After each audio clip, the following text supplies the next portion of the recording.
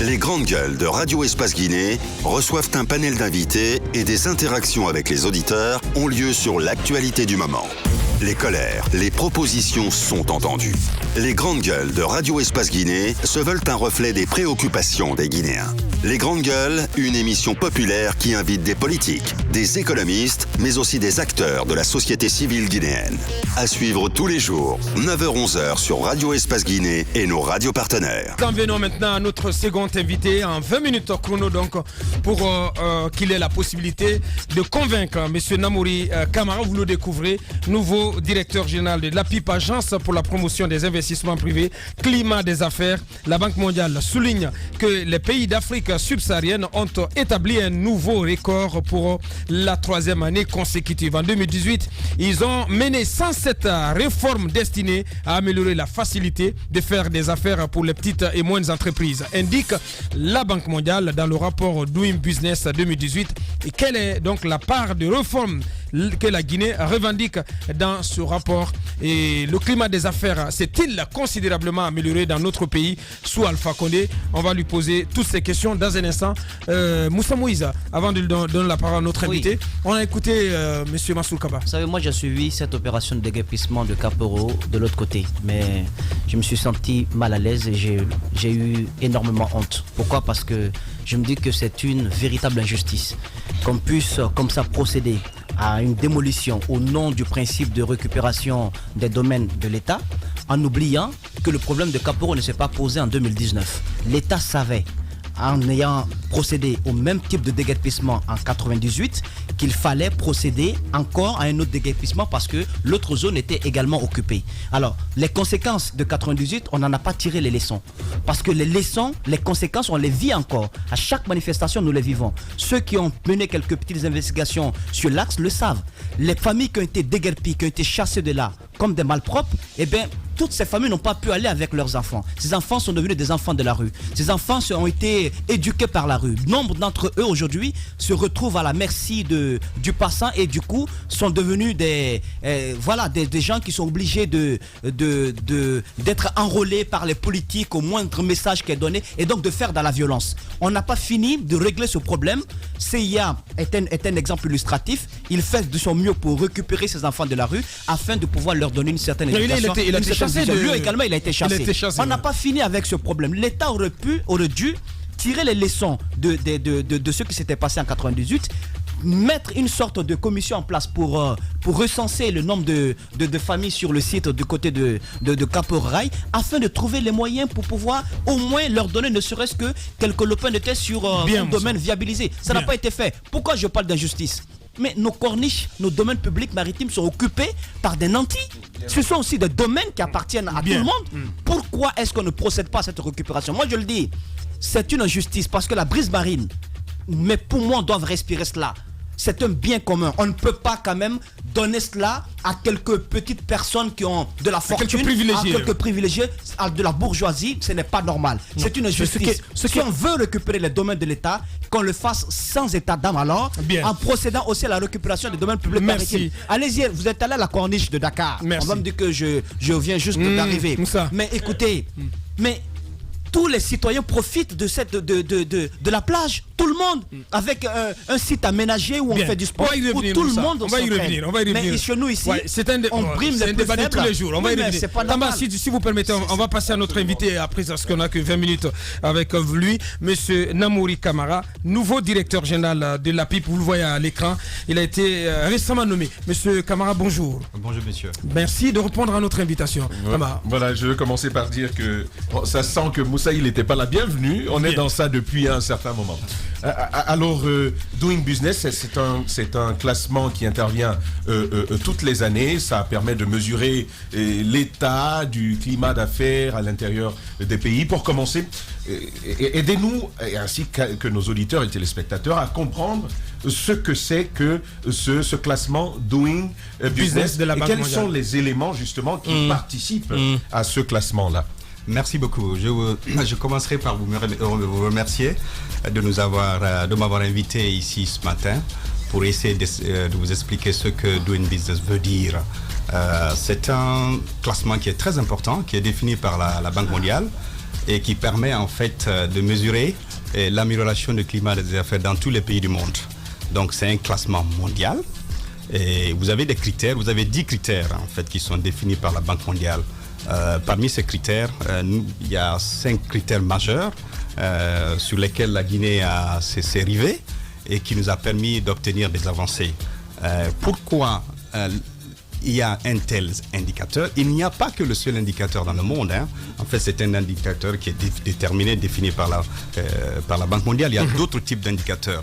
Mais cela permet à un investisseur de savoir si l'environnement des affaires dans un pays donné a connu des améliorations. Donc, plus vous êtes bien classé, mieux c'est pour vous. Voilà pourquoi le président de la République, le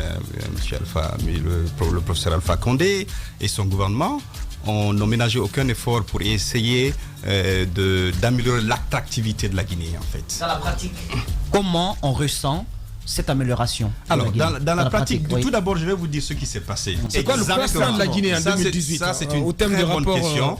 Vous avez 5 réformes. Vous avez une multitude de réformes que la Guinée a entreprises. Entre autres, je vous cite les 5 majeurs. Si vous prenez la création d'entreprises, par exemple, la Guinée a connu un bond significatif. C'est de 14 points. On est passé de 111 à 190. Donc, il y a eu des réformes incroyables qui ont été réalisées. On crée une entreprise en Guinée en combien de jours? Bon, en principe, c'est 72 heures. J'en viens. C'est pas le cas. C'est pas le cas. Attendez. Non, attendez. C'est pourquoi je un mois. Non, il ne faut pas un mois. Je ne pense pas. C'est pas vrai. Je suis dans les couloirs de la pipe. Non, attendez.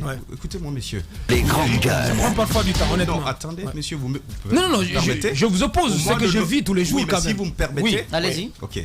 Il est vrai qu'en novembre et décembre, il y a eu beaucoup de dossiers que nous avons enregistré au niveau de l'APIP parce que ça correspond à l'année fiscale. Okay? Donc il y a un cut down, comme on le dit. Effectivement, vous avez raison. Il y a eu beaucoup de retard durant cette période. Mais aujourd'hui, si vous allez, j'ai même un souci aujourd'hui, si vous allez au niveau du département de guichet unique, ça se passe tellement vite parce qu'il n'y a plus de stock de dossiers. Tout a été élagué. Donc pour revenir aux critères, la création d'entreprises, on a créé 8500 entreprises l'année dernière. Il est lieu de le mentionner que les Guinéens sont très entreprenants. Au-delà de tout, 8500 créations d'entreprises qui ont été faites. Il y a eu des réformes qui ont été entreprises au niveau de synergie. Il est aujourd'hui possible de créer votre entreprise en ligne. Si vous allez par exemple sur le site de la PIP, vous avez les statuts qui sont là sous seing privé et quand c'est des personnes morales, vous passez par les notaires. On a même une réforme qui a entamé qui consiste à relier les notaires au système synergie. Justement, il y a un gros souci entre la collaboration la PIP et les notaires, d'où vient d'ailleurs la remarque de Abakar, d'où le temps, le délai et le long délai. Mais est-ce que votre rôle... La responsabilité de notaire aussi est pointée. Justement, est-ce que votre rôle ne s'arrête qu'à créer des entreprises? C'est bien de dire le climat d'affaires.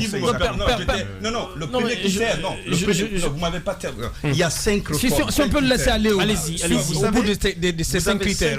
Allez-y sur les 5. C'est la création. La création, d'accord. Et pour revenir aux notaires, il y a une matinale que moi j'ai conduite récemment où j'ai appelé tous les notaires à la PIP qui sont venus avec le président des notaires. On a échangé et il n'y a pas de souci majeur entre nous. Pas du tout. Parce que c'est vrai. Sur les délais, si. Non, le délai, c'est pas nous. Je dis, il n'y a pas de souci majeur. Ce qu'on veut faire, c'est d'amener les notaires à se dématérialiser, à utiliser le système synergie. Et ça, c'est très important. Mais ça prend du temps. Il n'y a pas que la Guinée. Il y a des choses que moi, je vois ici aujourd'hui. Et dans certains pays, j'ai beaucoup voyagé à travers le monde, y compris en Afrique. C'est vrai que tout n'est pas rose, mais sur le plan de la création des entreprises, comme je l'ai dit, on a eu un bond de 14 points. Donc, c'est rien. Mais ça, c'est le premier critère. Le deuxième. La première réforme.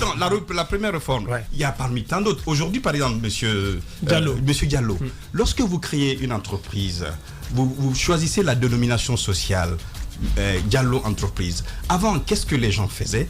Ils allaient chez le notaire ou ils venaient à la PIP pour vérifier physiquement si cette dénomination sociale ou ce nom n'a pas été pris par quelqu'un d'autre. Aujourd'hui, il est possible, sur le site de la PIP, de le vérifier. S'il a été déjà pris par quelqu'un d'autre, vous changez. Donc, c'est des réformes énormes. Non, ça, c'est pas une réforme. Le deuxième critère, comme vous l'avez dit, réforme, c'est l'obtention du permis de conduire et de permis de construire. Et là, la Guinée a enregistré un bond de 27 points. Les délais avant, pour obtenir un permis de construire, il fallait 90 jours. Et ce n'est rien. Je crois qu'il est bon, c'est vrai, dans votre rôle de journaliste, d'apporter des critiques. C'est fondamental. Moi, je crois que c'est l'essence de la démocratie. Mais aussi, il est aussi bien de mettre l'accent sur ce qui est positif. De ce qui marche. De ce qui marche. Parce qu'on nous écoute. Les grandes gueules. C'est essentiel dans cela. Vous êtes même, en ce que je sache, l'un des promoteurs. Vous êtes l'un des promoteurs de l'agence. Vous faites un peu notre travail quelque part. Parce que qui dit l'agence de promotion des investissements, dit communication, dit médias. Bien, aujourd'hui, on obtient le permis de construire en combien de temps? En 28 jours.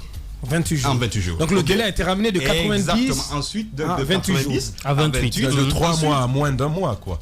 Voilà. Ce qui est énorme, ce qui nous a permis, parce que les classements, c'est pas nous, c'est très transparent, c'est pas nous qui le faisons. Bien, la suite. La suite, ensuite, il y a le coût de permis de construire qui ont baissé. Hein? Ensuite, il y a le commerce transfrontalier où on a connu des améliorations éventuelles et à l'occasion, je voulais saluer peut-être le directeur général de la douane qui est en train de dématérialiser le Sidonia. Peut-être que ces critères-là ne vont pas se faire sentir tout de suite, mais plus tard, la Guinée connaîtra un bond. Ensuite, il y a l'obtention du contrat, l'exécution du contrat plutôt, qui est un critère essentiel lorsqu'on est un homme d'affaires. Parce que si les contrats ne sont pas exécutés à temps, il va sans dire qu'on a des soucis. Alors, à ce niveau aussi, il y a l'absence du tribunal de commerce qui a été opérationnalisé, qui est appuyé par la Banque mondiale. Donc tout ceci va concourir un peu à plus améliorer le climat des affaires en Guinée. Bon, au-delà de ces critères, moi je vous pose une simple question. Faites une comparaison à vue d'œil. De 2010 à nos jours, sans critères, avant 2010, en toute honnêteté, le climat des affaires s'est-il amélioré en Guinée ou pas? Je suis à même de penser, parce que celui qui vous parle, n'est pas que le directeur général de la PIP, mais c'est aussi quelqu'un, un chef d'entreprise. Non, c'est aussi un chef d'entreprise qui a beaucoup investi qui a un peu investi dans ce pays, qui venait avec des investisseurs. Il y a beaucoup de goulot d'étranglement. Ce qu'on ne doit pas faire, c'est de céder à l'autosatisfaction. Voilà pourquoi les réformes doivent continuer. Absolument, les réformes doivent continuer. Il faudrait qu'on ait beaucoup plus, qu'on aille beaucoup plus. Et le Premier ministre Kassouri nous a instruit d'aller beaucoup plus dans les réformes. Parce que les réformes... Vous ne nous avez pas encore dit, c'est quoi le classement de la Guinée en 2018? Oui, mais ces classements, c'est selon les réformes qui ont été faites. 111e. Voilà, 111 sur 190. Sur 190. L'année dernière, en 2017, nous occupions quel rang? Bon, on a fait un petit bond de 5 points. De 5 places. Voilà, c'est pas mauvais. C'est bien, c'est pas mauvais. Oui, c'est bon à prendre. Allez-y, Moussa. Ma question, c'est que mieux vaut ça que rien. Quand on parle de doing business, il y a aussi un facteur, à mes yeux, très important, c'est le facteur lié à la justice. Tout à fait. Donc, ce facteur, est-ce que vous avez pris ce facteur en compte? Ensuite, il y a aussi un autre facteur lié à l'accès des entreprises au crédit. Ça, c'est un énorme justement. Et l'autre facteur, c'est aussi. Non, mais je vais finir. Petit. Non, je veux ajouter sur. Non, je veux vraiment ajouter. Ça, c'est important, Moussa. Parce que Moussa, il en a souffert. Sur le même élément. Il cherche des financements. Il cherche des financements pour ce projet. Sur le même élément. Je suis concerné également. Je cherche des financements. Je ne trouve pas. Parce que c'est une question essentielle. Vous allez y venir tout à l'heure. Alors. Ça, c'est important, l'accès au crédit. Surtout pour les jeunes. Et dans le sillage de l'accès au crédit, parce qu'il faut parler de banques, les banques qui prêtent aujourd'hui, il y en a combien? Et les banques qui détiennent le volume total de bancarisation en Guinée. Il n'y a que 3 banques en République de Guinée qui détiennent 70% du volume de bancarisation en Guinée. Mais au-delà de cela, moi j'ai envie que, toujours dans le sillage de l'accès au crédit, j'ai envie que l'on aborde un peu la spécialisation liée à ce crédit-là. Crédit agricole, crédit dans la construction. C'est pas assez diversifié, le secteur bancaire en Guinée. Est-ce que tout ça a compté vraiment dans ce classement-là? C'est une question centrale, essentielle, qui n'est pas qui n'est pas unique à la Guinée. Et vous avez parfaitement raison. L'accès au crédit est un gros problème. C'est un peu la nature de notre économie. Le système bancaire, les banques en Guinée ne sont pas des banques d'investissement. Et quand vous voyez le taux d'intérêt, le taux pour emprunter à une banque ici, c'est brut, le taux est prohibitif. C'est 18%, même plus, ça va au-delà. Vous avez parfaitement raison. Là, c'est trop, hein. C'est exagéré, hein. Oui, je suis d'accord. C'est prohibitif. Bon, ces critères-là ne sont pas pris en compte par le Doing Business. En revanche, pour l'accès au crédit, le gouvernement est en train de faire un effort par la création des microfinances pour essayer de contourner cela. Mais moi, et la semaine dernière, j'étais, pour ceux qui ont de la pipe, moi je parle, il faudrait aussi qu'on regarde, parce que la question de l'accès au financement, c'est une question qui existe dans beaucoup de pays en voie de développement, où c'est très très compliqué pour les banques de prêter aux jeunes, de prêter à ceux qui n'ont, ou même d'avoir des garanties. Donc, il y a des structures en place, qui ont été mises en place par le gouvernement.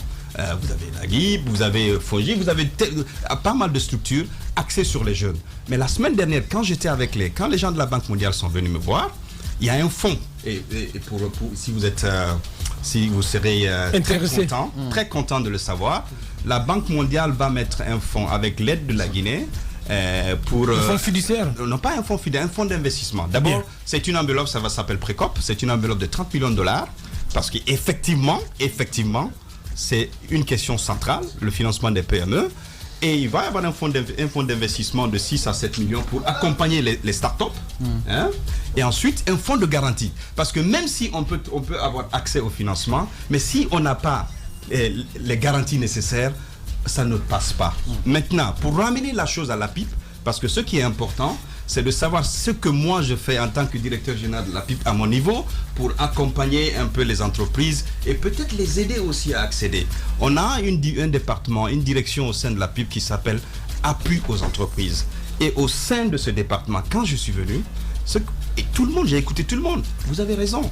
Les gens m'ont dit, accéder au financement, c'est compliqué. Et le président de la République le sait. Voilà pourquoi il a multiplié ses réformes, il a créé ses microcrédits. Donc, cette direction va se consacrer à trouver des ressources de financement. On a même un site qui a été lancé la semaine dernière qui s'appelle Envie d'entreprendre et je crois qu'il est lieu peut-être de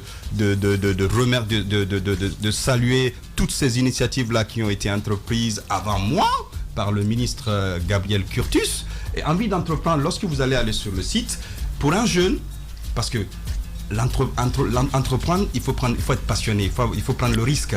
Donc, vous avez toutes les structures de financement qui y sont indiquées, qui vous permettent d'aller vers certaines structures. Souvent, les financements peuvent exister, mais les jeunes ne le savent pas. Et aussi, il faut les encadrer. Il faut les encadrer. Il faut les encadrer. À votre niveau aussi, il faut les vulgarisation. Absolument. Il faut les encadrer. Voilà pourquoi vous, et je suis content d'être là aujourd'hui, par exemple. Nous sommes contents de vous recevoir. Beaucoup ne savaient pas. Je note qu'au temps de Gabriel Curtus, c'est vrai qu'il a fait un travail formidable. Je ne pense pas qu'on l'ait reçu dans cette émission. Dans la communication. Monsieur Curtus a fait. On l'a vu dans les forats et tout ça. Monsieur Gabriel Curtus a fait. Il est déjà venu. Monsieur Gabriel Curtus. Je l'ai reçu dans le club de l'actu aussi.